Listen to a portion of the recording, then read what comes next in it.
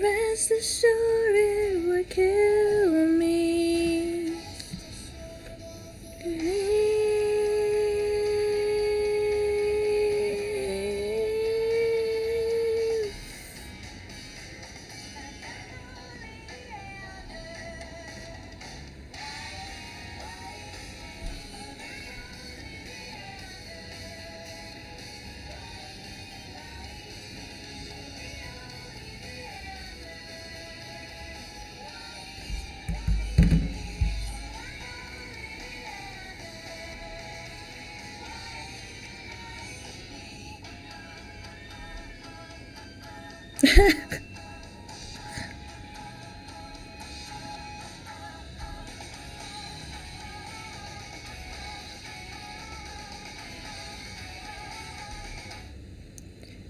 Okay, the one person who was there, can you let me know if my audio is on?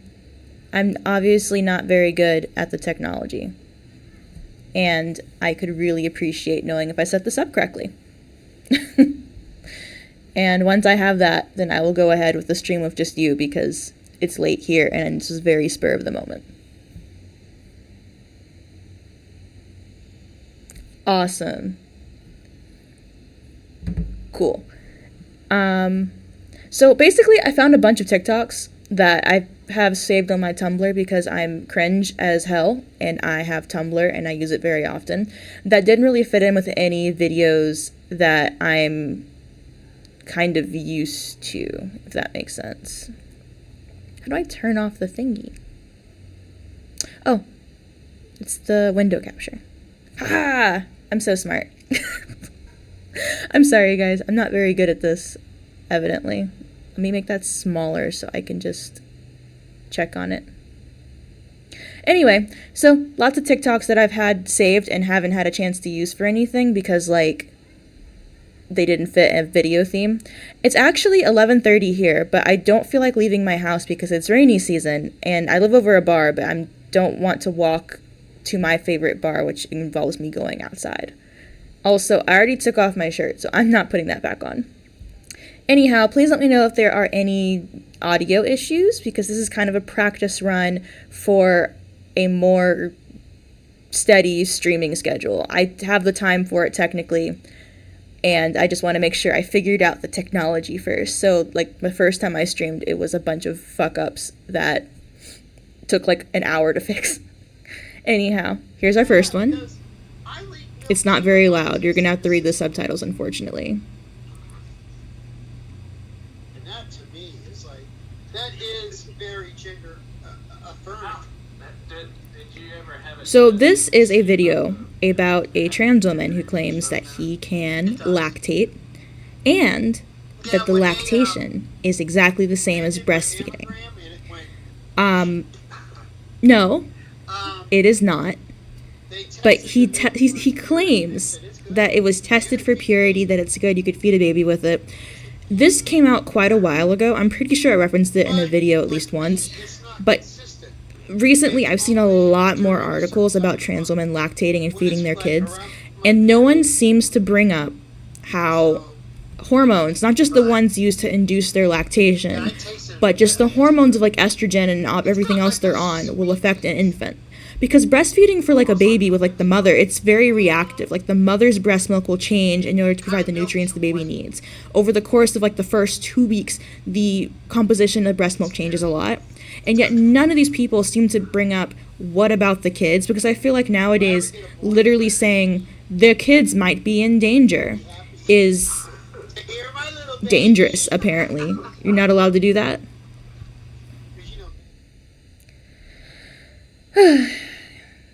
I'm checking in to see who's here. Alright, like I said, let me know if something is wrong, because I'm aware that I'm not good at this technologically. The second one we're going to watch is louder, thankfully, so you can hear it and won't have to read. Like I said, it's from a collection. I collect TikToks like a normal person.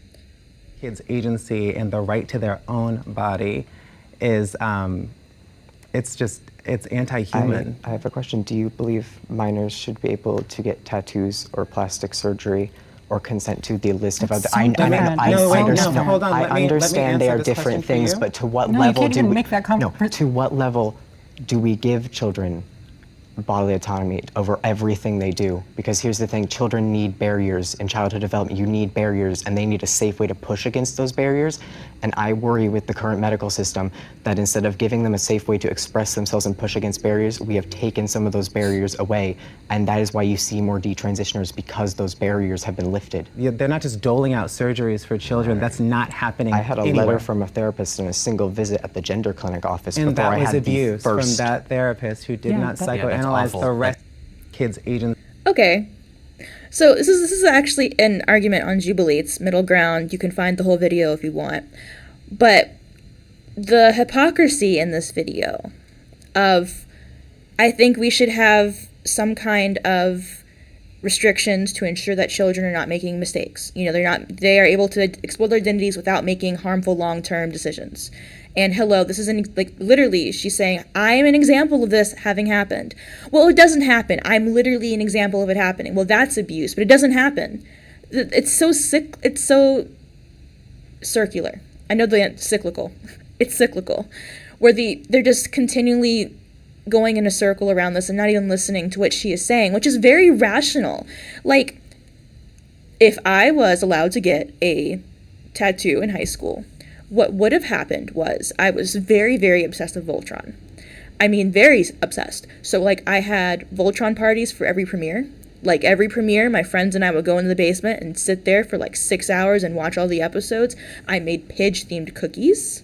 I made other themed foods. I cosplayed as Hagar at Dragon Con once. So, I would have gotten a Voltron tattoo, and then, like, a couple months before I turned 18, Season 8 dropped, and it was the worst thing in my life, and I didn't even finish the series, and that's how I made this rule for myself with tattoos. I don't get fandom tattoos, because unless the fandom is long settled and dead. Like, if I was into Lord of the Rings, that is safe, because it's long dead, and they can't hurt me, hypothetically.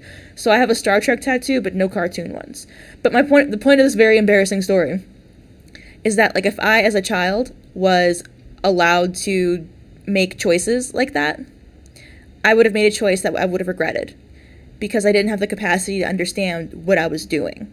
Like even like you're not done developing until you're like partially through your 20s. There's just certain understanding that you have to make those mistakes eventually, and so they give you a certain amount of freedom once you hit 18. I don't necessarily think that's correct, that they should let you take out thousands of dollars in student loans that you're not aware of like the consequence of. But when it comes to stuff like this for children, it's a very obvious. We don't let children get tattoos because a child will get SpongeBob on their cheek and not realize what that means for job prospects or what they might think of themselves later on. And the fact that this very normal stance, this very moderate stance, she's not even saying we shouldn't let boys wear dresses, we shouldn't let girls play with trucks. She's not even going into the conservative side of things. All she's doing is just saying we should consider the impact of letting children make lifelong decisions that can and will sterilize them and stop their IQ. Because that's too much to ask for in our medical professionals. Honestly, one day I think I might actually do a full one on that video. But the issue with a lot of those Jubilee things is that they always pick people who are like, to show like anti-trans and trans, they pick really strict genderists, and then they don't pick any radical feminists ever. Like, they just don't want to hear from a radical feminist stance. So what you get is conservatism and rabid liberalism, and then you get nowhere. This is probably like the only example I can think of where someone who was like moderate or slightly aligned was even given a platform. And I think that's part of why like we have such an issue here. We don't have a political party that we can stand with because it should be liberalism, but they're just a repackaging of conservatism into here's an excuse for my hedonism. And the same thing goes for conservatives, where like because we agree on like a singular thing, not even for the same reasons, trans people will immediately write us off as being bigots without even listening. It's like the minute you hear the word radical feminism, all ears turn off, all brains turn off. And that is something that is extremely annoying to me, because we're basically politically homeless. There is no meaningful way to make political change, not with a political party at least. I do see examples of stuff, for example, in Spain. I did an interview with someone a while back regarding feminism in Spain. And there are always people who push back on the individual level. But when everyone takes all of their direction on how to be diversified and nice from, say, like GLAAD or Stonewall, which is where most people's information regarding LGBT topics come from, you never get this diverse perspective. And then, again, you get painted as like a bigot. And it's just a circle of having to be in grassroots, tiny organizations, and never actually mobilizing anywhere meaningful. Which is one of the reasons why I personally want to work in charities. Like, I'm definitely looking at ways to get involved here, because I don't think I'm going to make much of a difference on legislation in the U.S. One of the reasons why I left the U.S. is because I'm aware of the legislation issues. We already have so many issues. Like, we'll go into that in another video, the decline of America. That's going to be a long video to write. But we can all at least agree that America is declining, and especially when it comes to women's rights. I feel like in the next couple of years we're going to see no-fault marriage get overturned, because they're already coming for it. And so I don't even know where I started with this. I'm sorry, guys. My point is, politically, it's very frustrating, especially in the U.S., where it's one extreme or the other. It's completely banned men wearing skirts and dresses, and you're not allowed to buy makeup if you don't have XX chromosomes, versus we should let children, sterilize themselves at the age of 8, because obviously an 8-year-old knows what they want. Obviously, a 16-year-old can make lifelong decisions, especially when there's comorbid conditions. Obviously, because, like, that's common sense to let 16-year-olds make lifelong decisions. What's your age? I'm 18. Now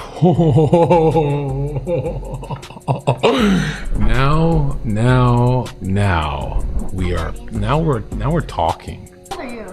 Don't worry about it, you know. No, that's not fair. Okay, well, I just turned 29, but I love teenagers. I love teenagers so much. The 18-year-old ones, they're like, hey, let's watch Death Note. You have a car? You know, it's so much harder when it's like fresh. 25-year-old woman, way prettier than a 19-year-old. She does her makeup better. She's more developed. She's just hotter.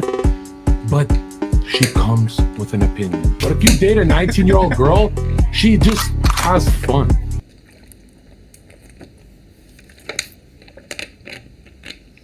The fact that this guy is being touted as any sort of a leader of manhood and masculinity in men's online spaces is utterly revolting. And the fact that there are other grown men in the room on some of the most famous podcasts in the world sitting there in silence co-signing it, it is repulsive. It is a shame how we celebrate the shameless. I do not care if he is funny or charismatic or how many modern women he has put in their place. This is a very predatory human being. This grown man, John Zerka, has spoken openly and publicly about desiring women as young as 16. He has spoken openly and publicly about being highly abusive in relationships. And y'all want to say, oh, he's so funny. This is no joke. He says that women over 24 come with opinions, and that's why he dates teenagers. But the truth is, you date teenagers because they are malleable, because they're impressed because you just have a car, and they will sit and listen to the absolute garbage that you spew out of your mouth and not have an opinion about it. That's why you have to date teenagers. Bro, I've known too many men like this in my past. Gonna be 45 years old and still getting teenagers drunk in the club to take them home. Fuck them. So, oh, there's another person here. And my audio is fucked up. How do I do that? Sorry, I can hear an echo and I don't know what I did. Okay, I think that's better. Anyway, so that video is one that doesn't surprise me.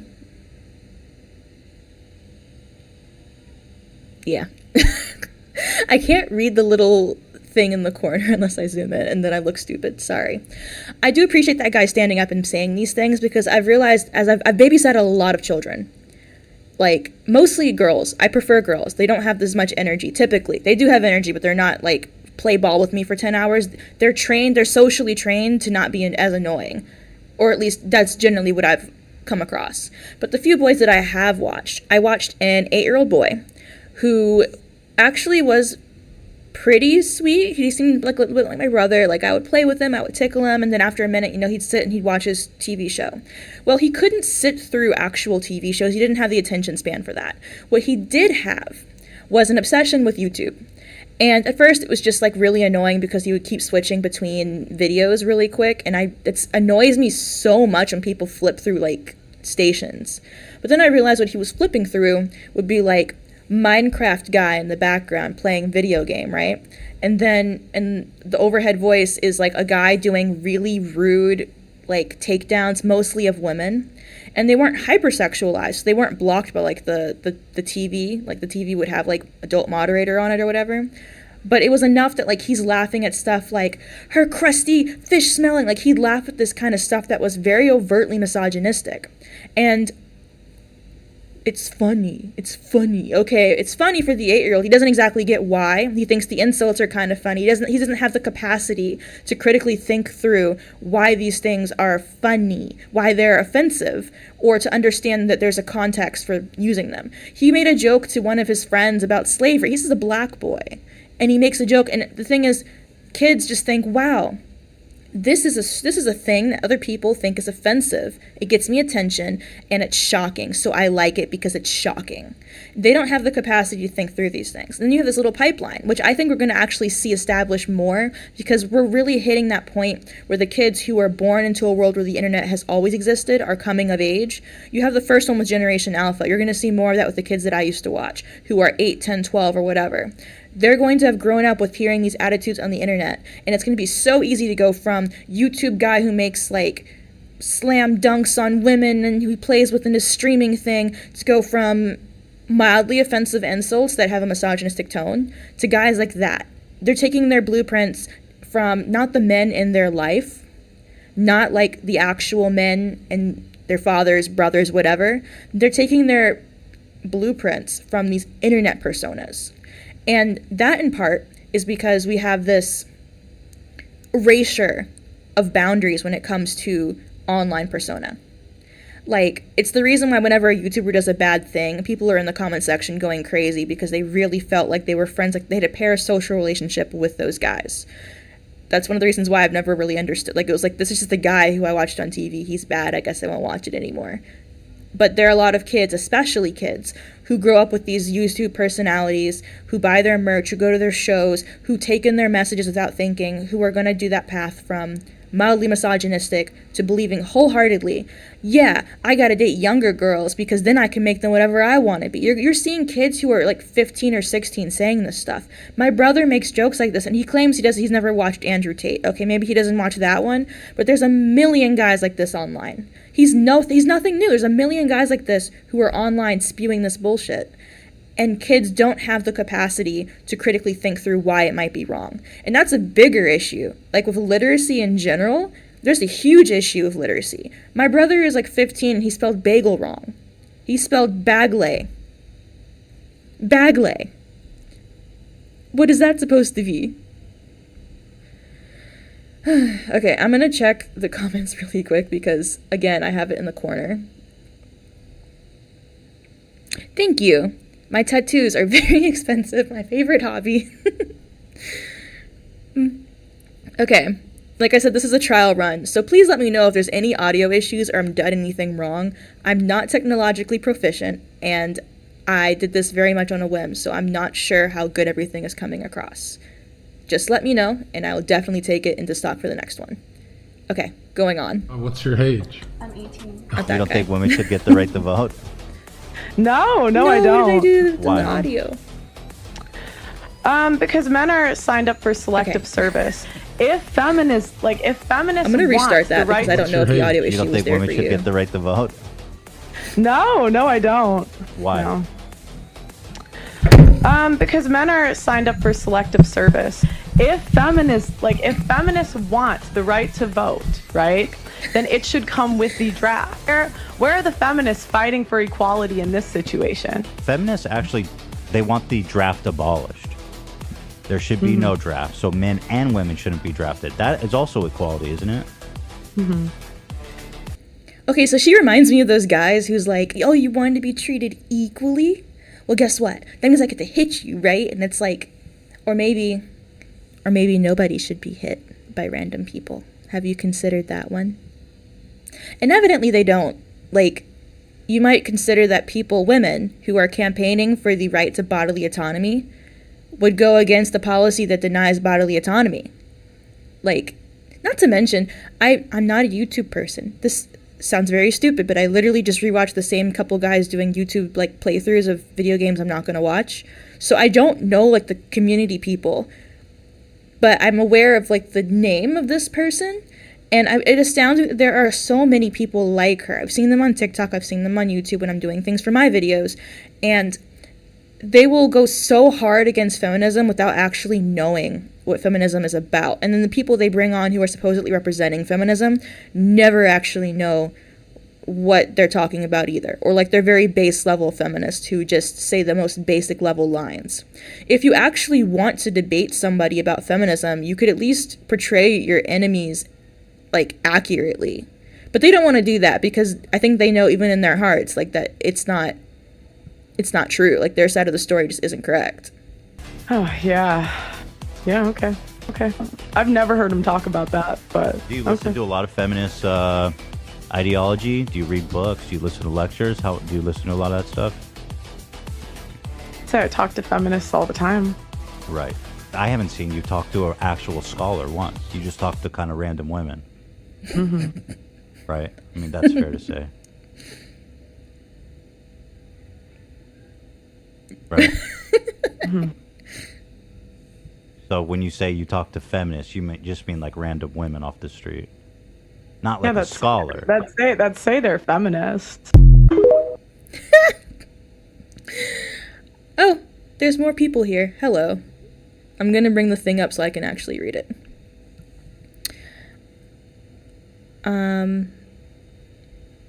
I'm so fucking blind. I'm sorry, guys. It's like a 1 minute lag, I think, and so you're just gonna see me zooming in aggressively for a minute. Right, okay. So that was like just pearly things. And yeah, I think it's kind of funny actually to see guys go ahead with the whole like they're actually doing a decent job of bringing up feminist points without realizing it, but it's just a lot of feminism is just basic common decency. Like, I don't know those guys. I don't know their video. I know just this one TikTok. But at the very least, they're showing deference to, like, the topic. Like, they're not just talking out of their ass.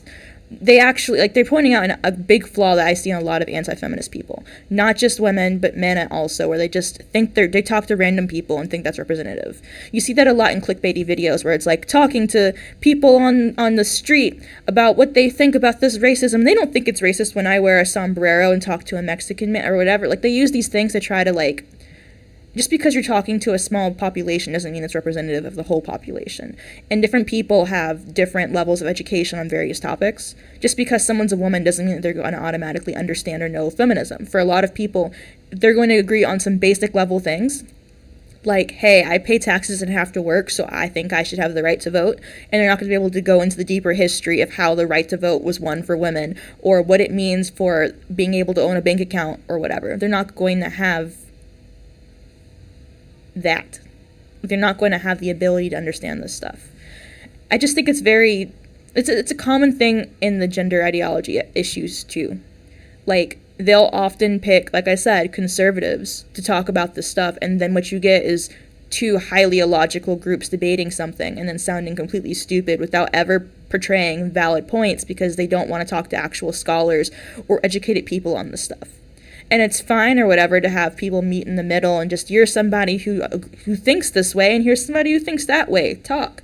Great and entertaining, but are you actually educating anyone? Okay, we're like halfway through, guys. I'm probably going to click on the wrong video, so bear with me. You don't think women should get the right? Trigger warning for domestic abuse.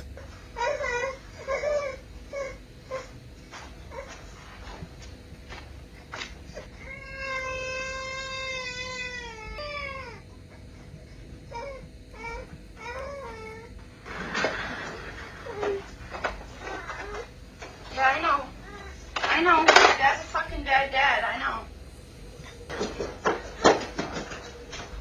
Pay attention to the caption. Now, let me turn off that. Okay, pay attention to the caption.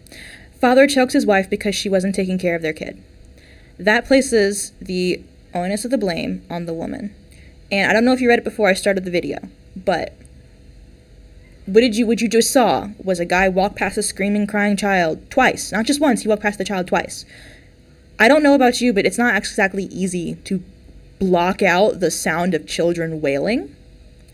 Like, I can ignore a child crying. Like, I'm still hearing it, but I cannot respond to it. But it's really hard to just not react to it. Like, there's a difference between, oh, there's a child here who's having a tantrum, and I'm aware of this tantrum, whatever. I know the best way is to ignore it. Whatever. Another thing for you to see your child screaming and crying in a chair, walk past it twice, and not think, let me check on the thing that I created and see if it's okay. Call me a bad fucking dad again to our son. Before we have a look at the replies, let's analyze this title together. Father chokes his wife because she wasn't taking care of their kid. Wonderful illustration of the framing effect. What this title does is passively putting a negative connotation on the mother's lack of child-centered activities in order to subconsciously justify her being strangled by her husband. Alright, the comments. She was ignoring the kid purposely to see if the father would come tend to him. Women should stop playing games like this. She's just as guilty as him for the attempted manipulation. He shouldn't have put his hands on her like that. She shouldn't have said what she said to her son. Okay. I've worked with a lot of families. Like, I've worked with at least 10 long term. And out of those, I think I only actually interacted regularly with one family's father. And he was actually very, very involved in his daughter's life. Like, kudos to that. Like, he took her to breakfast. They had routine. I really liked that about that family. But for the most part, every family that I've worked for with a dad doesn't actually do much for the kid. Like, he might occasionally talk to the child and maybe they do an activity together. But for the most part, the mom is in charge of child stuff all the time. Now, I admit, I'm not there all the time. Like, I'm just there for the childcare stuff, and I'm obviously there to watch the child. But it would be stuff like, if I run to the bathroom, and the mom would have to take over and watch, even if the dad was in the room. Or, for example, people in my family.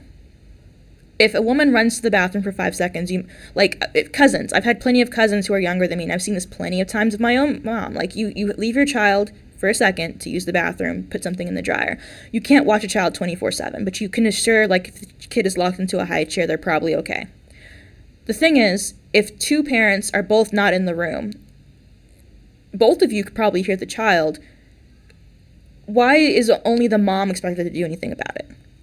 This is a common thing where it's just the idea that men are not supposed to take care of their kids. It's when they call watching their own children babysitting. We don't know the full story here. We saw a short video wherein you see the dad walk past his kid twice without responding to him. There you go. He's already guilty of ignoring his child.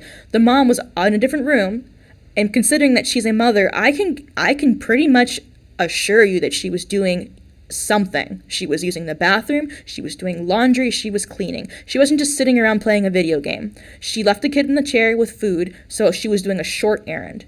She comes out after realizing that the kid is not being taken care of, and she's not wrong to be upset that her husband doesn't have any desire to help his own child who's in obvious distress. The fact that people blame women for this stuff all the time, they always want to find a story to put the woman as the guilty party. This goes for so many things. So many videos you'll watch. Well, she could have done this off-site. She could have done this when we weren't watching. Why are you assuming that the bigger picture is that she's the guilty one and he was justified in harming her? And I don't know if she's going to get into this. I didn't actually watch this before I put it on my list. But you'll see the same framing effect when it comes to so many other topics. Especially when it comes to, like, murder. They'll say, like, family killed and murder-suicide, instead of saying father kills his whole family and then himself. They portray these stories in a way to make the man seem a lot nicer, a lot more sympathetic, to give you wiggle room to construct a story that will let him remove some of that guilt. And I hate that so much. Both statements can be true. You don't have to pick a side. Yes. Women need to leave people like this and stop going back and to think she screwed over the actual good person for this guy. This doesn't just happen. She ignored the signs, then have the nerve to be like, I don't know why he just flipped one day. The nice guy. You can't forget the just go to the police guy.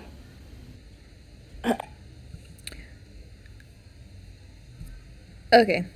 So once again, that comment was, what nice guy? Are you the nice guy you pulled out of your ass? How do you know there was another guy?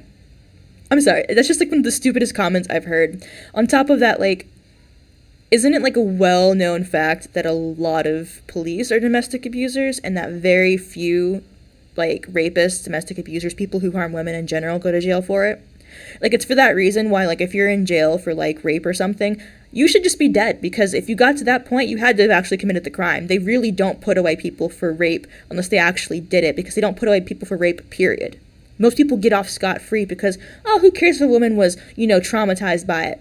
It's fine, he lost control one day, or he didn't know better. So I guess I shouldn't be surprised about the stance people on TikTok or wherever this video was posted have. But it's still very frustrating, like, really? That's the way you want to go?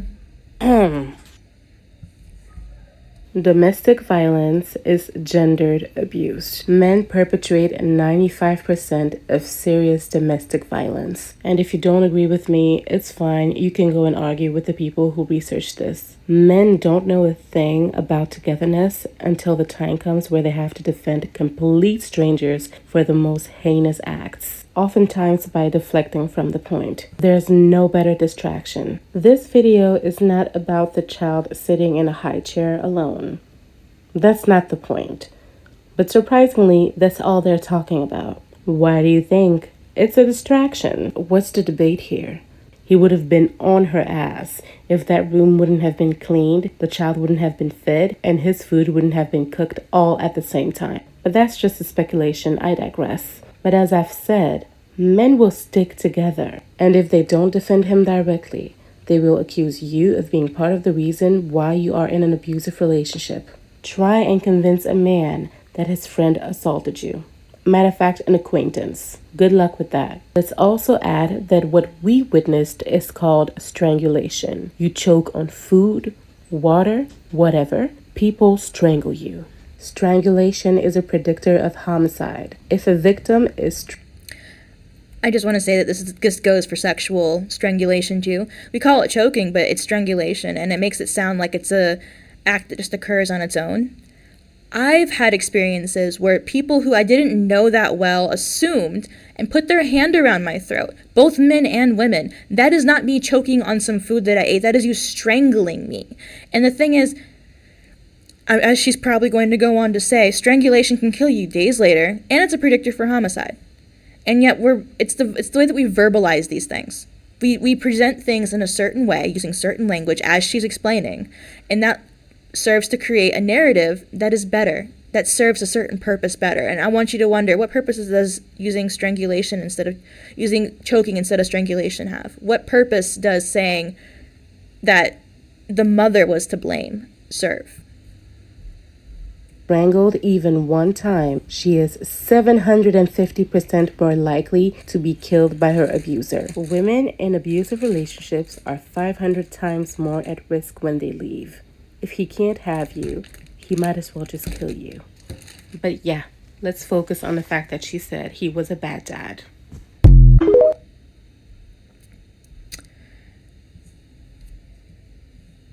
So yeah, that one was one that I really liked. She's such a concise person.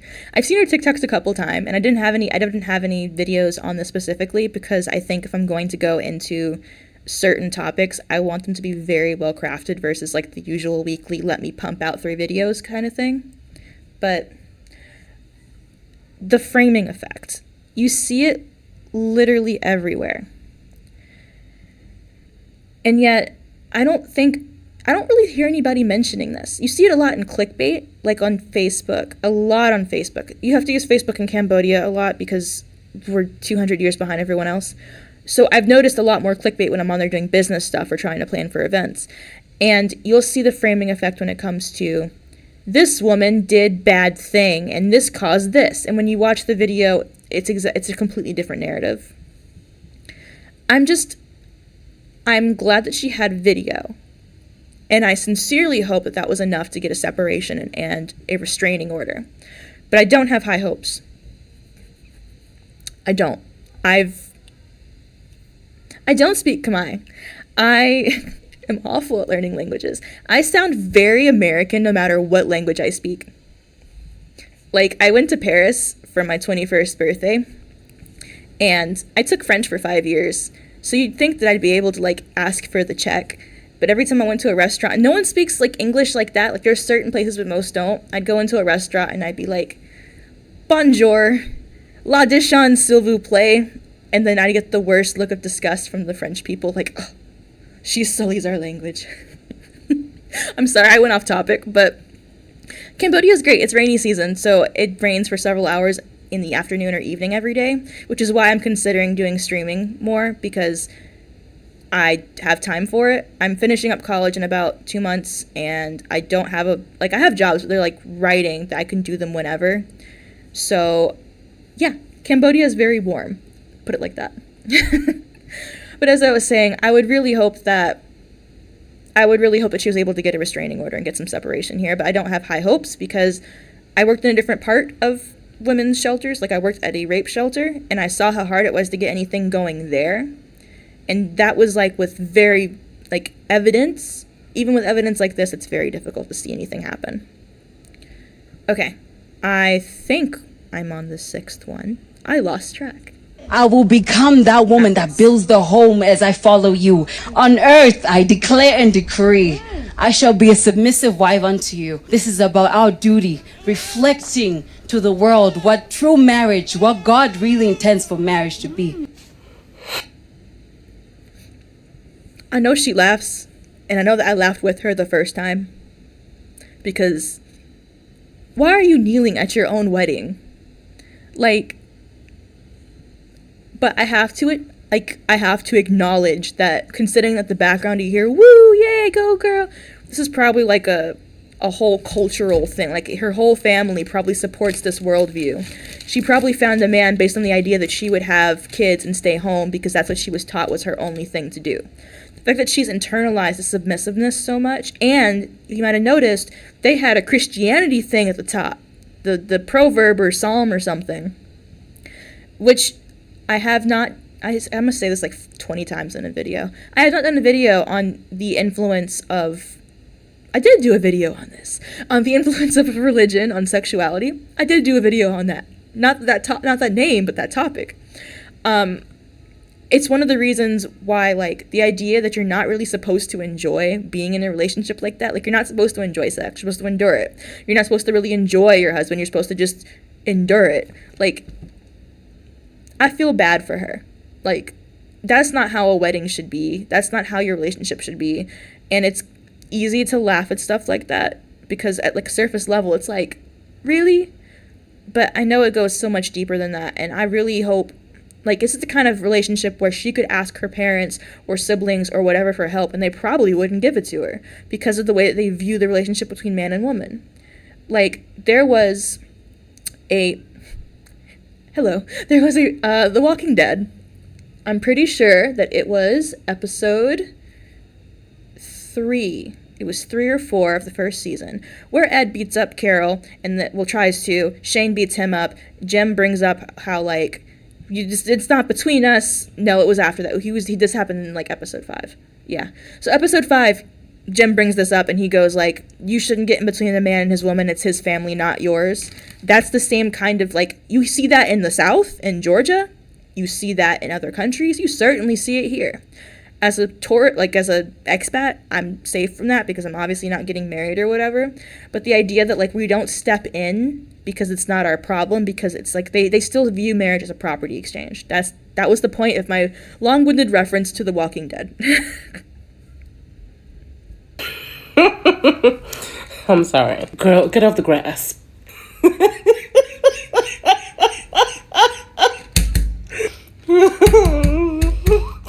Okay, I got it together.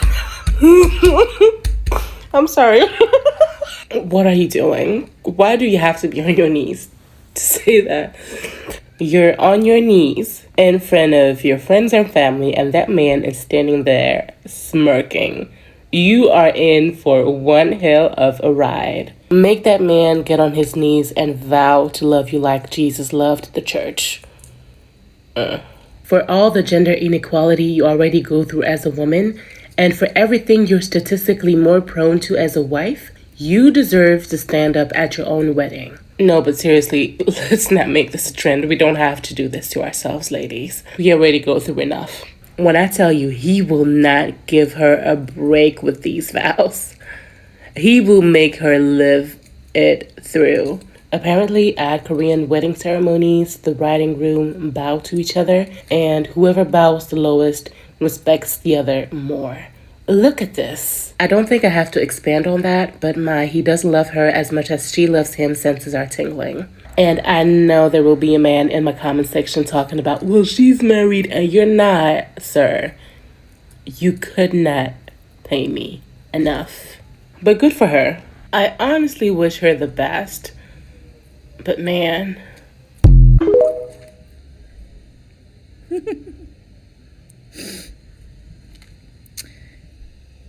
I wish embarrassment works. I wish it worked to train people out of that kind of behavior.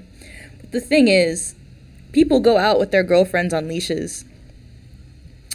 People go to Pride wearing dog masks.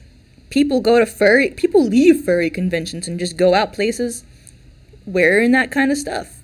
I don't think we have enough shame to give to fix some of this behavior. Oh, fuck. I think I turned off my audio. So, this is going to be edited heavily before I actually post it on the channel with all these mistakes. Excuse me, I had an egg to eat. Anyway, I don't think shame actually works. I really don't. I wish it did. But then again, it's not even just like, it's impossible to do when the woman is being supported by so much.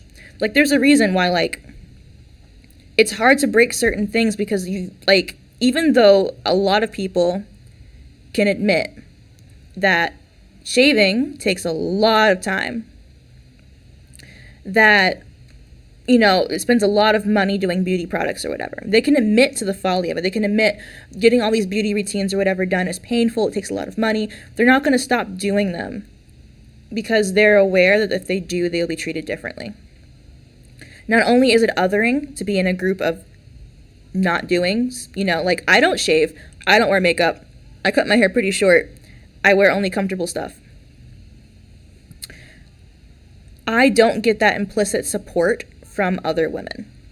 No matter what room that I'm in, especially here, I often get treated kind of like an other.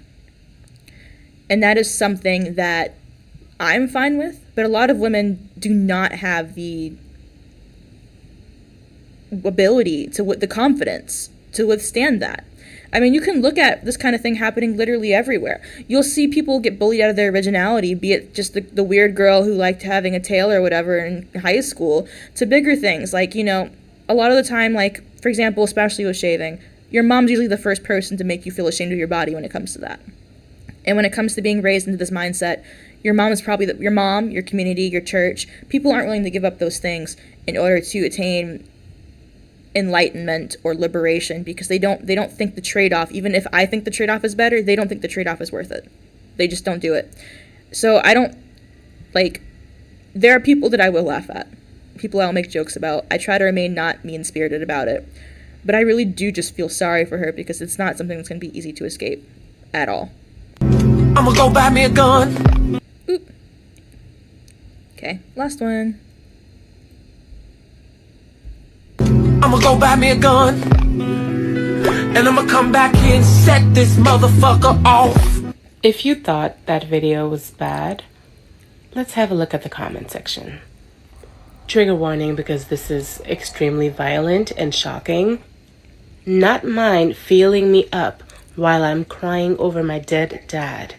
Mind trying to initiate the same act I just told him was done to me as a child, and him not understanding what he did wrong. I don't believe he didn't understand. My ex did this while I was crying in bed sick. He really went through with it too. I was so young and naive. My ex coerced me into it 3 days after my C-section. I really didn't want to. I was extremely scared.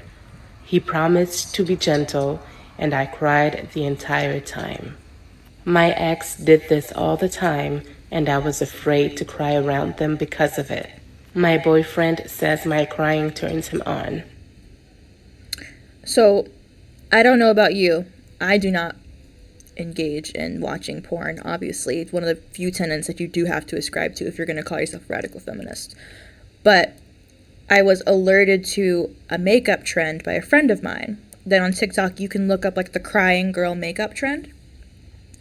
Now, I can believe that some of those girls don't know why the crying girl thing is supposed to be attractive to guys.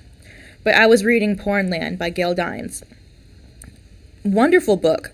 Depressing as all hell. I have to read it in chunks because it's just a lot.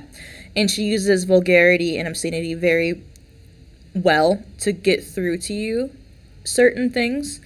And as I'm reading this, a lot of the pornographers and the porn users will mention how the thing that they like is that she's in pain. They like that she's being degraded. There's only so many ways that you can record human intercourse. So to mix it up, they basically have to make worse and worse ways, cross lines that you didn't know you had to say was a line, to entice people who have lost sensitivity because they've spent so much time watching porn. It's well known that, like, after you watch porn regularly, you start needing more and more stimulus to get to the same point. The same thing goes with drugs, alcohol. You build up a tolerance. The same thing goes for pornography. And so you'll see people going on there and looking for stuff like going into, I'm going to have to use language that's YouTube friendly, so excuse me for sounding stupid saying this. They would go from her front hole to her back hole and then back to the front, or they would do front, back, and then make her suck. And they would do stuff like that because they appreciated making her feel degraded. And then you have the whole thing where, like, there's like a whole genre. I don't know if you saw this documentary called Hot Girls Wanted. I really liked it because it was brutal in its honesty, and then Netflix decided to walk it back with making their own other version that's supposed to be like, but some people enjoy it. We'll get into it. But in that one, they make it clear that the point is they want her to vomit from doing oral so hard. They want to see her cry from how many places she is being penetrated. So that is spilling over from porn use into makeup trends, into men being turned on by seeing their girlfriends, people they supposedly loved, being in pain, being upset. Because, and again, this applies to literally everything about porn. If you're watching DDLG stuff, if you're watching this age gap, teen, etc., you're going to start getting attracted to the hallmarks of that genre outside of the context of your computer screen. Like, that's just how it works. Like, Pavlovian responses, conditioning, all this is very basic psychology, but people don't want to think about it when it comes to things that give them personal pleasure. You don't want to think about it because then you'd have to admit that there is an actual consequence to that orgasm you just got, and you don't want to sacrifice that orgasm for actual personal change. I wish many people weren't as distracted. I think it's time for people to realize just how common this crying and struggle kink is towards women. It's not just common, it's also socially accepted and marketed. Just think about how the pornographic industry has sexualized female pain. And even before the industry, what do you think torture methods for women have always looked like? Many men get turned on by witnessing women going through high levels of stress. How else would you be able to maintain an erection while sleeping with someone who had a C-section 3 days ago and is crying her eyes out? I like to call this next level sadism. What we're talking about is not a momentary kink that you can walk in and walk out of. It's a whole lifestyle. Think with me for a second. Please stay with me here, don't be distracted. Knowing how common it is to enjoy seeing women in pain and inflicting pain onto women, does this not explain other things to you? Does it not explain to you why 80 to 90% of rape victims are female? And don't come for me for the 1998 date.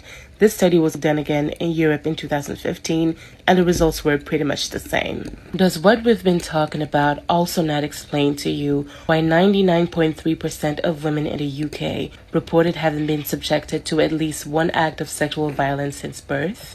I also hope it makes you understand why it's 1 in 9 little girls under the age of 18 compared to 1 in 53 little boys. That thinking can also be internalized in us. Sometimes you have to fight yourself first. I don't like to kink shame, but I do. Fantasizing about being raped is not normal.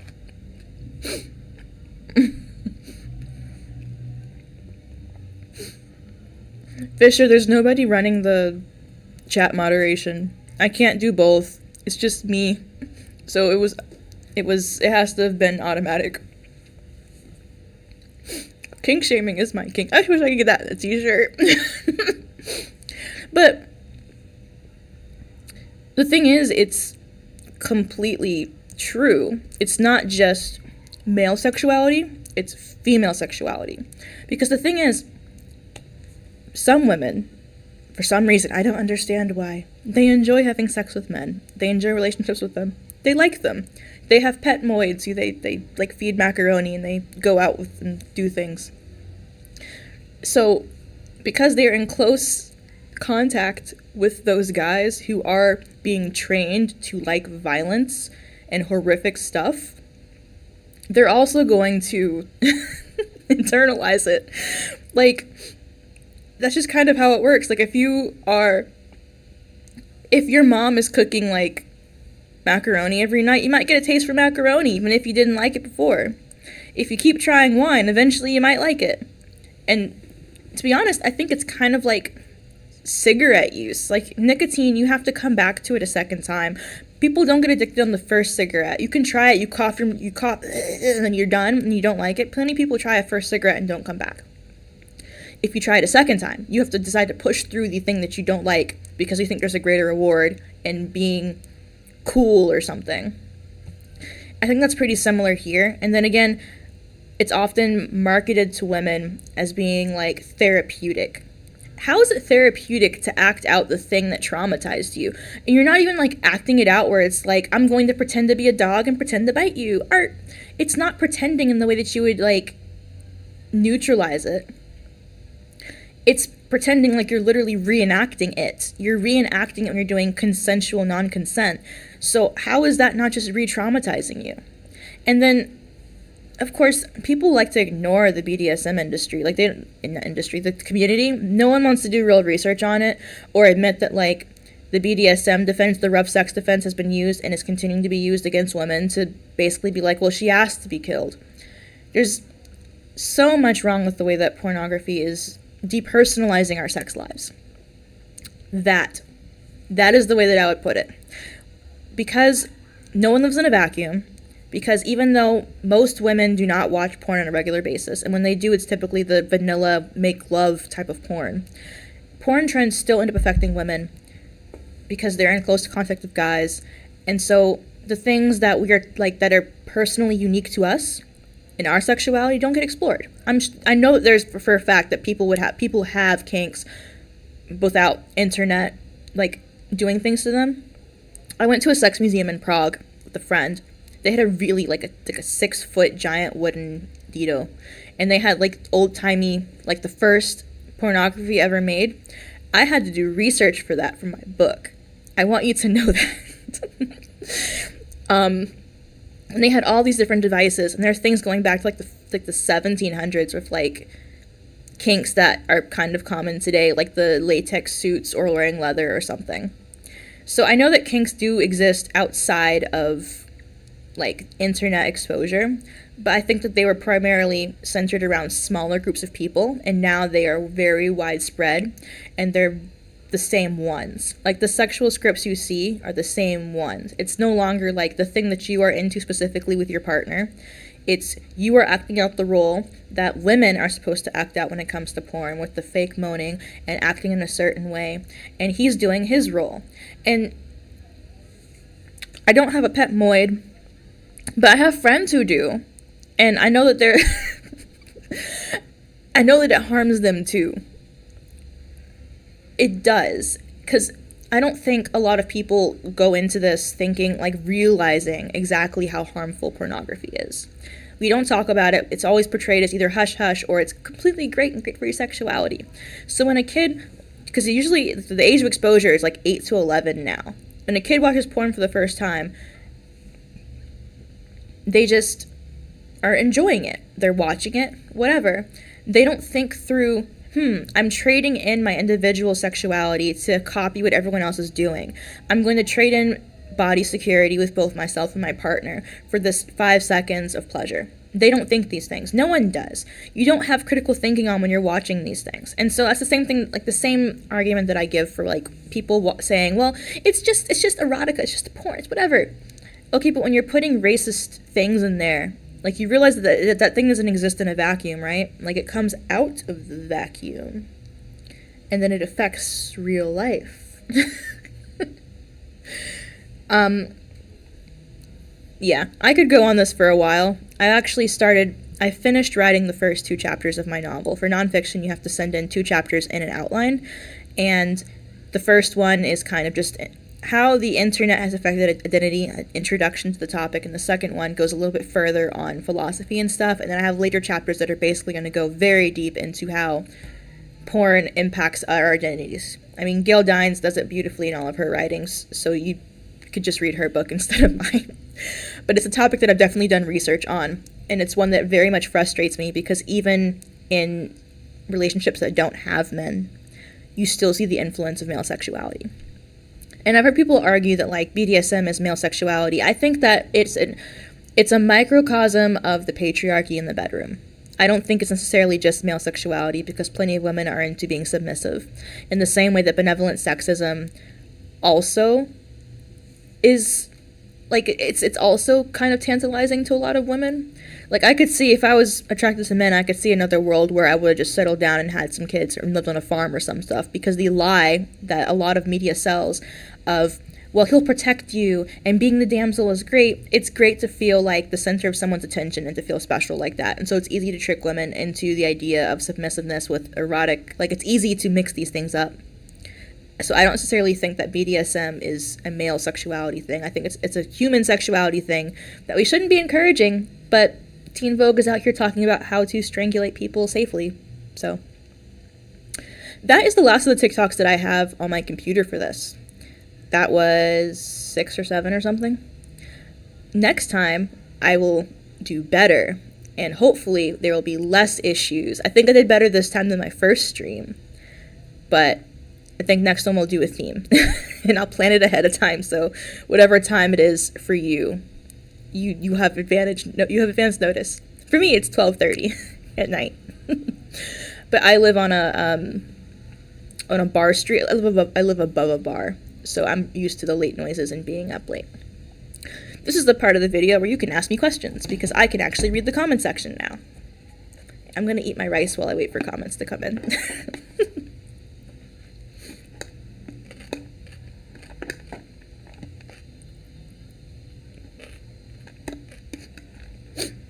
Or not.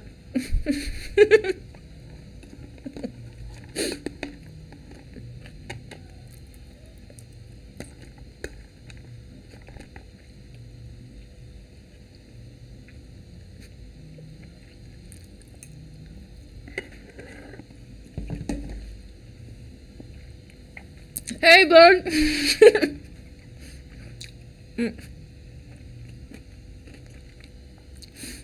I'm sorry, you came in at the end of the stream. But howdy. Yes. I don't still live in Cambodia. I came back. I know it's confusing. I made the mistake of eating rice before you sent in questions. Anyway. Yeah, I lived in Cambodia last year for about 2 months. I came in October 3rd, left around December 15th. And that was because I did not have enough money to float to another job. And I really, really hated the job I had and where I lived. There's a whole video on that. But I basically went home, saved up some money, worked for about 6 months, sold my car and my motorcycle.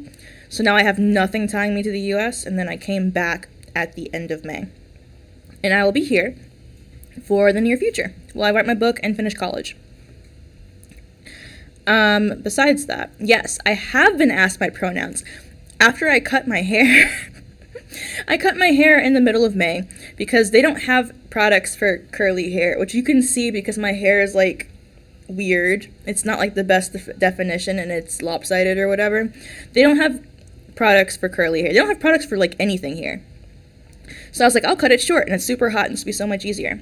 The day after, I had an interview for another job, and she was a therapist.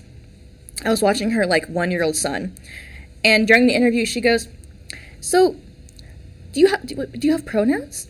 And I was just sitting here it happened to me. They asked for my pronouns. How could they ask me for pronouns when I look like this? Obviously, and I don't mean, obviously I'm a woman. You can hear it in my voice. I have a female facial structure. I have these. What are you asking me that for? If it was anything but an employer thing, and I was leaving the US the week after, so I was I want the money. I was yes, I'm female, and I just let it go. But Lord, I haven't had that issue here. I kind of have. See, I live above a street that's full of lady bars. Lady bars are basically where you can buy the company of a woman. It is prostitution by another name. Except there's a lot of good music over here, and I like the area, just in general, because it's right near the river, and I can go to a lot of restaurants I like to go to by walking. And I work from home, so restaurants are important for me. But sometimes I'll go out dancing, and I have friends at all these bars, the ones that I frequent, native, Khmer women who know me, And so, like, they know my order when I come in, so I don't feel unsafe or anything. But, like, sometimes I'll walk into, like, a new one, and then, like, I'll get, like, the first one I moved to this building, they give me, like, a double take. They'll be like, is that a customer? And it's, like, most of my clothes are, like, t-shirts and jeans. They're still mostly women's clothes besides some button-downs. Like, you can tell I'm female, but, like, the hair and the tattoos throw them off. And, like, I can, like, they're not asking for pronouns here. They don't do that. But they will try to get you to buy them a lady drink. Assigned male by the women at the bars. What do you think about acceptance of male sexuality as a female survival strategy? I think I'm all for separatism, or at least I'm not the kind of person who says we should all live on farms in lesbian land or whatever, but I do think that you can have, like, a certain amount of separation, right? You can only go to female doctors. You can only see female service people for your hair or for tattoos or something. You can try to frequent women-owned businesses. And you can avoid dating guys. I'm not so militant that I don't think that there aren't good guys out there, because I know that there are good guys. The issue is that it's always a risk. I am a risk taker. I go to random foreign countries and I drink with strangers and I get tattoos from people I met yesterday.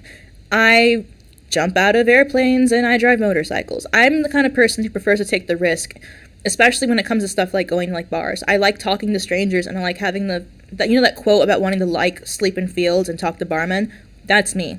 So I can't exactly blame them for wanting to experience something, like, for wanting to have companionship and being willing to trade off a few minutes of their day for what they like. They might think that's a good trade-off, and I can't blame them for thinking that, because they have different value judgments than I do, I think.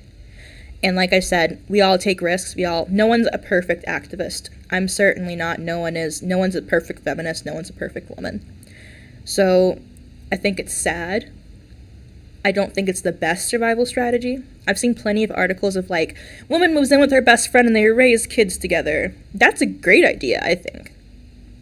But not everyone's going to go for it. And I think the best you can do in those situations is be like, here is a path to escape the situation if you so choose. You can lead a horse to water, but you can't make it drink. What made you start your journey? Is separating from the crowd and speaking up for women right? Yeah. Well, my parents were a lot in high school. So my dad is, I've mentioned this a couple times, my dad's a Trump supporter.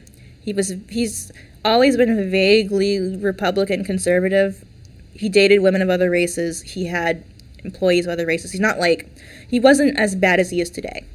But over the years, I saw him slowly get more radicalized, and I've always been an intelligent, annoying child, which meant that I was already reading political shit when I was, like, in middle school. So he would pick fights with me over stupid stuff. Like, when I was younger, I had to go through bra checks, because I didn't like wearing a bra. I preferred wearing either a sports bra, which my mom confiscated because they said I was wearing it too much, or I wore, like, a tank top. So to make sure I was wearing a bra, my dad would do a bra check and, like, rub my back to see if I had a bra strap or whatever. And so from, like, middle school, I was already dealing with a lot of pressure to conform. It was stuff like the bra checks. It was stuff like having my weight monitored, being dropped off at, like, Zumba classes. Like, my mom and my dad thought, like, they're very image-centered people. And I get it I get it, I guess, but, like, I had an eating disorder in middle school, binge eating. It was a whole thing with my diabetes and my health. My mom basically forced me to go to, like, Zumba classes against my will and stuff like that. And so I started thinking about these things, not in the same language I use today, but way back then I realized I was gay. Like, I realized that, like, 8th grade. I realized that I didn't really like conforming to all this stuff. Like, half the chat is censored. Well, I'm not smart enough to figure out another platform just yet. One day, friend, I will figure out a way. I forgot what I was saying. More or less, I had to start from a young age understanding feminist topics because it directly affected me. I didn't have the same language to put it in so eloquently, but I was able to argue pretty young about these things. And then when I hit high school, I started going to the Gay Straight Alliance, which my parents thought turned me gay, despite me coming out a year prior. And that introduced me to gender ideology with, like, identifying as gender fluid, because sometimes I liked wearing a skirt and sometimes I liked wearing a button down. And obviously, girls can't wear button downs. I grew out of that pretty quick once I realized that a lot of people were cringe. And then I kind of, when I got to like college, one of my friends introduced me to Blair White, which really got me into thinking about gender from the other side. Like, I was like, I don't agree with my parents at all. Live chat. Okay, I'll fix it. I think. How do I do that? Oh, is that for you or for me to fix that?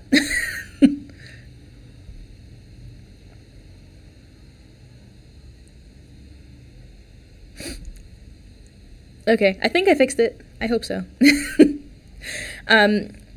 Yeah, Blair White was my introduction to a lot of stuff. That's what I was going to say. To the gender ideology of I understood that conservatism wasn't the stance that I thought was correct. And I didn't think that the liberal stuff was automatically correct. Blair White kind of pointed out the idiocy of some of those arguments for me and was very entertaining. I know, but when I was a freshman, my best friend was really into Blair, and he was entertaining. I have been known to watch trash entertainment at times. But that definitely got me into it, because then I would start realizing, well, I don't agree with this idea that, like, I'm not female because, you know, I'm same-sex attracted, or I don't think that I'm not female because I prefer to wear certain clothes. And then I started going on Tumblr. Well, I was already on Tumblr. I've been on Tumblr for a million years. But I started researching the Radblr side of things. I started reading more books, and so that's kind of when I started picking up the language and understanding the ideology better. So that was kind of my journey. Like, I always knew in the back of my head that certain things were wrong. I didn't have the language for it, though. And that's why I think, like, that's why I do some of those, like, reading radfem literature things, because they are often tough to get through, but they give you the ability to put your experiences into words, and that is extremely valuable. And I learned that lesson when I was back in high school, because I was actually someone who was very annoying in high school who ran school shooting protests, which my dad compared to me to, he compared me going against school shooting as him being in the KKK. White people. Or at least my dad was like that. So I realized pretty early on when I was doing that, the principal basically called me in to get me to stop arranging protests, and he tried to question me on why I thought protests would do anything or what I thought my arguments were. And he was like, what do you think, well, how are you going to address school shootings? Well, I think if we have a cap on, you know, assault rifles, they'll be able to kill less people. And you can also do checks like having a background check before, you know, buying a gun, or making sure that if someone has a previous arrest, you know. And he was really surprised that I was eloquent enough to state these things. But that kind of, I'm a spiteful person when it comes to certain things. That really drove me into, let's start researching. Cat, my dad owns like a bajillion. It's not hard to get one. I think they need more than just, like, I don't just mean like run a quick clearance. I mean, like, we need to do like mental health checks. We need to space out the ability to buy like guns and then the bullets. I'm going through like a quick version of it, but one of my cousins died to gun violence when she was 17. I think I was about 6.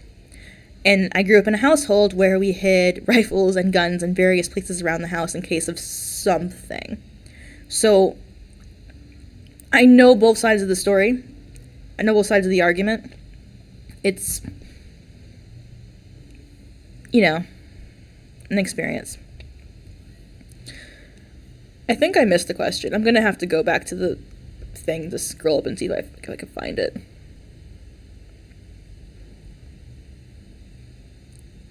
I do have a Tumblr/blog, but I can't click on that while my, can I?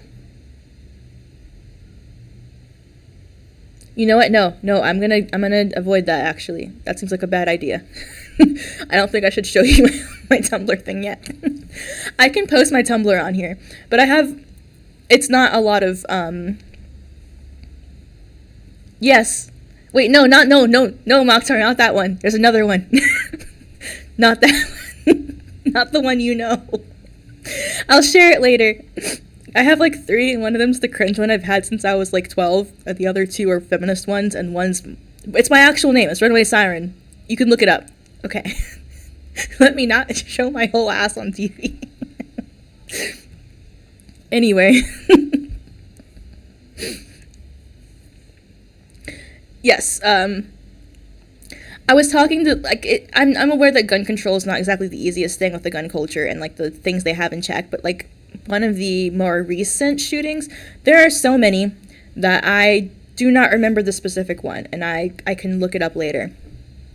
But it was a guy who killed some people. I think it was in the Southwest, and he had the Colorado thing, where you're banned from getting a gun if you have like a thing against you, restraining order or domestic violence research thing.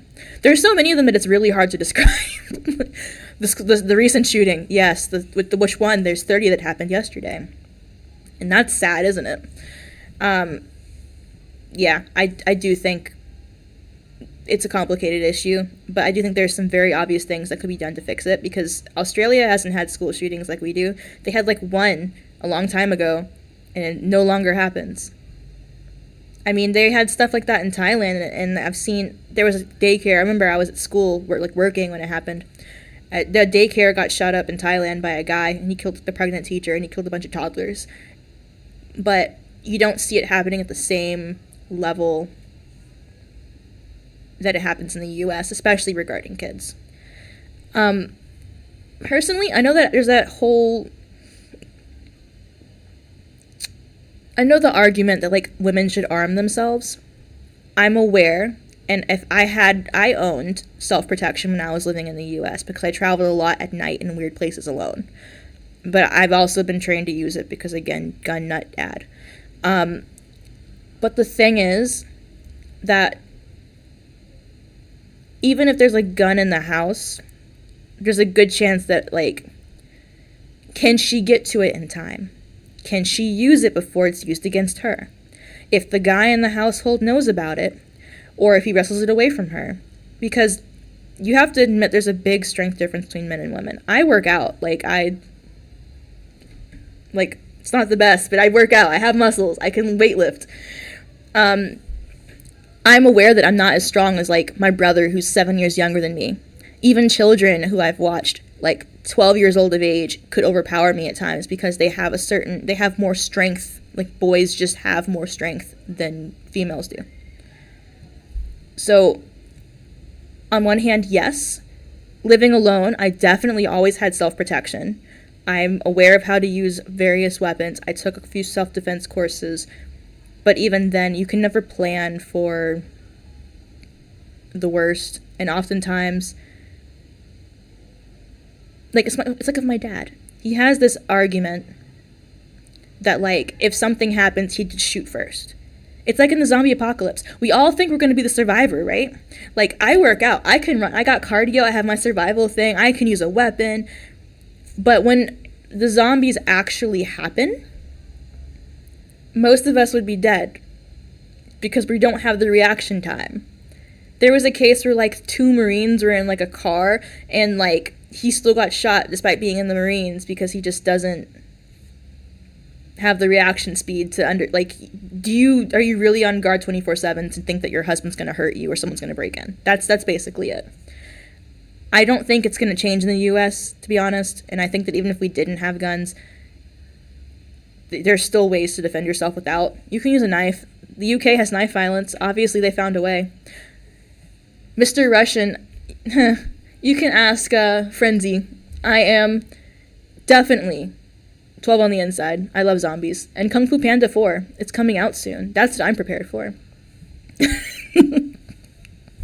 And I'm 100% certain that zombies will happen in my lifetime. I am ready. There's actually, like, a 2-hour Walking Dead review that I started. I recorded like half an hour of audio before like my voice got, like I ran out of voice, and then it's been on ice since like January when I was doing a rewatch of the seasons. Maybe one day you'll see it. I don't know the Russian guy. He comments in every video, and even if the comments are ones that I don't love, they get me more views, and I like to argue. I don't know if you've noticed, but I enjoy having debates and arguing. Annie, it's been going on for about an hour and 20. I'll probably cap it at an hour and a half because I'm going to have to edit this by a lot to get rid of the music at the beginning and the various mistakes I made. It's a practice run for me doing more regular streams because I've never really done streams. That was in Miami. The zombie drug addict dude happened in Miami, and that was a long time ago, and it was hypothetically disproven. Well, see, the thing is, like, if you look at, like, a map that's, like, violence against women or whatever, there are places that are better than others. Oh, the Russian guy? He's been on here forever. Like, since, like, what? November, December last year? I think he started when I was... last year. Definitely last year. Oh, if you like zombies, you should definitely read Myra Grant's The Feed trilogy. Female-led, like, well, at least most of the books are female-led. Great, like, political thriller / zombie thing. I loved it so much. And I think I plugged that on another... No. Someone requested me to do a recommendation video once, I think. I don't even remember if I did it, but that's one of my favorite books, and I definitely recommend it. You were not here at the very beginning. Very beginning people were people who were here when I was still doing cartoon reviews. MIRA space Grant, GRANT, and then it's feed, like feed the dog. Really great. The OG people were here when I was doing cartoon reviews, when I had that 10,000... My biggest video probably will always be the Steven Universe Future Wasn't Good video, which it's not. Maybe it's been 10 years since Steven Universe came out. It's been a long time. It might be worth actually doing a review of it from a radical perspective, considering that it's been so long.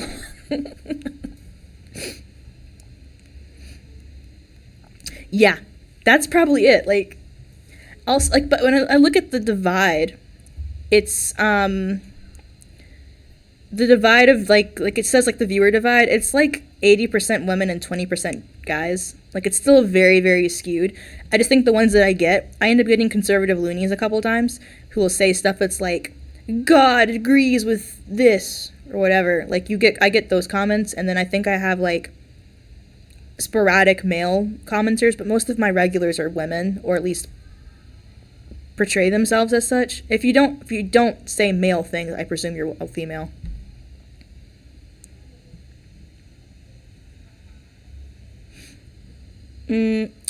So in Feed, it's basically, the premise is like, have you ever read Max Brooks' like Zombie Survival Guide? Because I love that book. It's so much fun. So, if you've ever read that, like, the way that they put the zombies in, it's a like, actual virus, it's a bacteria or whatever. Myra Grant's Feed, like I said, just, like, look up Myra Grant Feed. Love that book. It's the same thing. Zombies rose in the U.S., it's a virus. They've been able to study it. It's been turned into a normal thing, like COVID, kind of. This came out way before COVID. But imagine the zombies happened and we just kept on going. And so now there's, like, blood tests to make sure you're not turning into a zombie, and security systems and all this stuff. Really great book. There is an add-on one that has, like, a lesbian story in it, which I liked, despite the addition of non-binary characters. I feel like I'm very annoying about that now. I used to be able to just watch things and turn off my brain, but now I can't, unless the thing that I was watching came out when I was 12. Then I can turn off my brain and watch, like, Kung Fu Panda, Legends of Awesomeness without thinking too hard about it. Or maybe I still will, and then I'll write fan fiction about it. But when it comes to new things, I can't sit through, like, the Nimona movie. I heard good things about it, but I don't think I'm going to be able to watch it. Because I just can't, like, the first thing I saw about it was on Tumblr, and it was like a Gendy interpretation. And then when it was Spider-Man Across the Spider-Verse, the new thing, there's the flag in the background. And I know there's such small things, and I don't want to be that person who's caught up on it, but it just reminds me that we've lost so much ground. There's so few female characters out there, so few stories that are good. The few stories that are female-led or diverse casted or whatever end up being badly written. And then the conservatives take that as proof that you can't have stories that have diverse cast or are female-led. No, see, I don't even want to watch it. I don't want to waste the time on it. I have plenty of time, but I don't want to bother. And no, because here's the thing. The hijab issue is something that is frustrating because it's another example of them using women of color, of other backgrounds, as fodder to support their ideology. You always see, any kind of art or whatever, it's always like they love throwing in a hijab, they love throwing in black women, they love throwing in all this stuff, and I just can't. It's like they're going off a checklist when you could just. Exactly, I don't like being reminded of women's oppression. Because there are plenty of movies that were black-led, TV shows, whatever, that were diverse. Sure, did they all age well? No, but like Blade was a great franchise. I enjoyed that. You had all those sitcoms of the 80s and 90s. You had movies like Alien where they did casting without like writing for specific things. And that's something that I miss because I end up living in this nostalgia zone area of these older movies and TV shows because they may not be perfectly written, they might have some misogynistic jokes in them or something, but they're not as blatantly misogynistic by portraying the only female character as having to be a man because how else could she be competent? It's just frustrating, and I don't have the patience for it. So when it comes to watching new things, I often don't bother because either someone you can't turn off the little commentary in the back of my head that says like this pizza, you spoiled it. I haven't seen anything about that besides thirst art for the Hispanic dude. We are going backwards when it comes to entertainment. And then when it comes to like presenting new stories, I already talked about this in the video about Teenage Mutant Ninja Turtles. That is my franchise. I wrote my first fan fiction for it. I'm super obsessed with it. I love the series, the franchise. I've seen pretty much every cartoon. I love it. But what they do is they're refusing to make new stories that have diverse characters, and they're relying on old archetypes, which don't fit well. And then it ends up looking lazy. It always looks super duper lazy, and then you give conservatives an issue where, like, my dad will go watch, like, the Django Unchanged or whatever. But he's not going to want to watch The Little Mermaid. He wasn't going to watch it anyway, but like he's not going to watch a thing that he has this like nostalgia assigned to when they change too much of it. And that goes for any franchise. I have Twitter, same name. I never use it. I probably should. The issue is that you can't schedule posts like you can on Tumblr. And I live 12 hours away from most of you. That's the issue. Exactly. Ice Goddess, like, there is a lot of older media that wasn't perfect, but it was still good. Like, it was still interesting, it had a good story, and you can always, that's what transformative fiction is for. Okay, well then, send me a message on Instagram about it so I don't forget. Because I think you told me before, but I forgot. See, they did that, remember, the Cleopatra movie that they're getting fussy about? They're blackwashing things. And I remember someone commented that, like, of course a biracial woman would say this. And I don't mean to, like, overstep, I guess, but I've never viewed myself as anything but, like, black biracial. My mom's the one who raised me mostly. My family is all black, etc. I just find it disrespectful to change lore material, especially when you're just doing a surface level change and that doesn't respond to anything. You know? Like if I'm gonna tell my story, right, about me, I can't take away like my race or my disability or my sexuality because that changes the context of who I am. You can't write a story about me without noticing that I take insulin on a daily basis. Like, those are things that you have to include in character writing that they don't do. How would this issue affect this character in the situation? And they refuse to do it. Bridgerton was good. I like Bridgerton, but they messed up because they didn't have to mention race. Because here's the thing. The Brandy Cinderella from 1999, 2000, they had a very multiracial cast, and they just didn't talk about it because it was very firmly in fantasy. The issue with Bridgerton is that they could have said nothing, and it would have just been a multicultural cast in a romance show.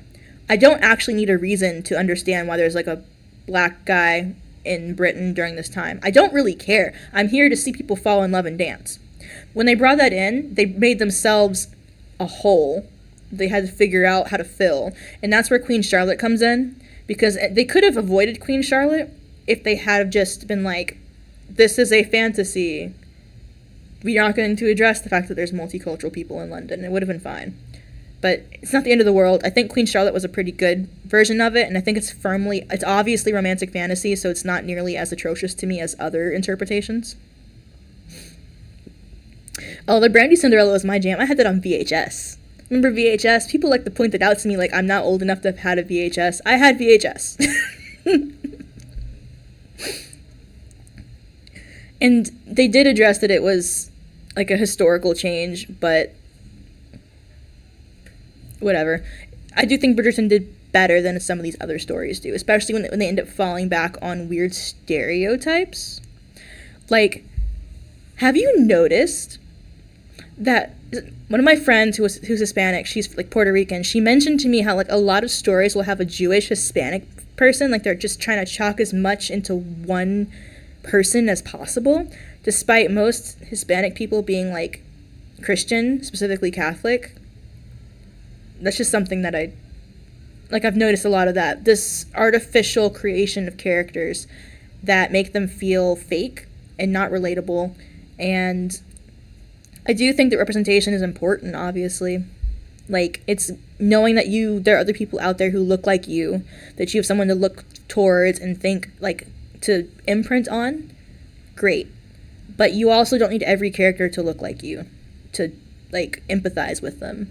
Like, if I'm watching the Matrix, I don't have to look like Neo to be like, I get this character, I care about him.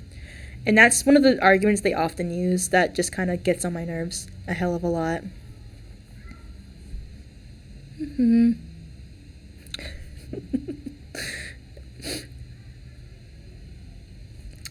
I'm glad you appreciate C. I'm thinking about doing some more topics on media analysis because I do have, me living in my nostalgia hole, I do have more topics that I've thought of recently.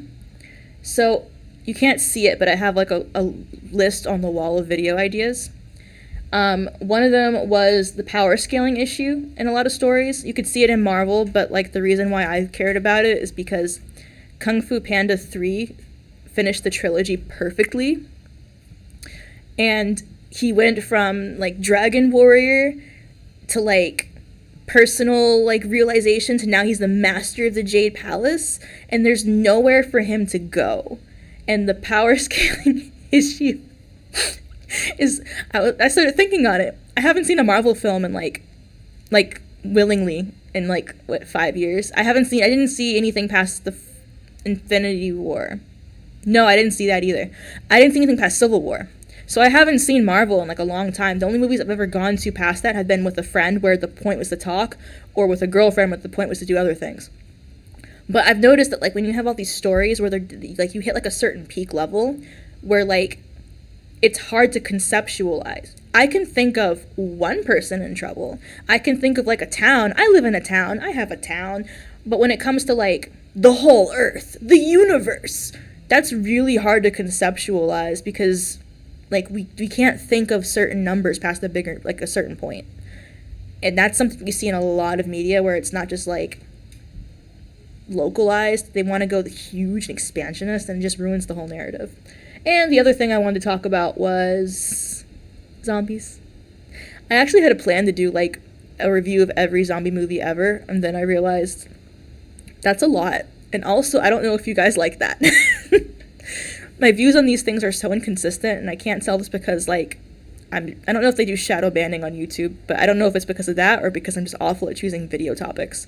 But sometimes I'll make random stuff, and then there's people. Whoosh.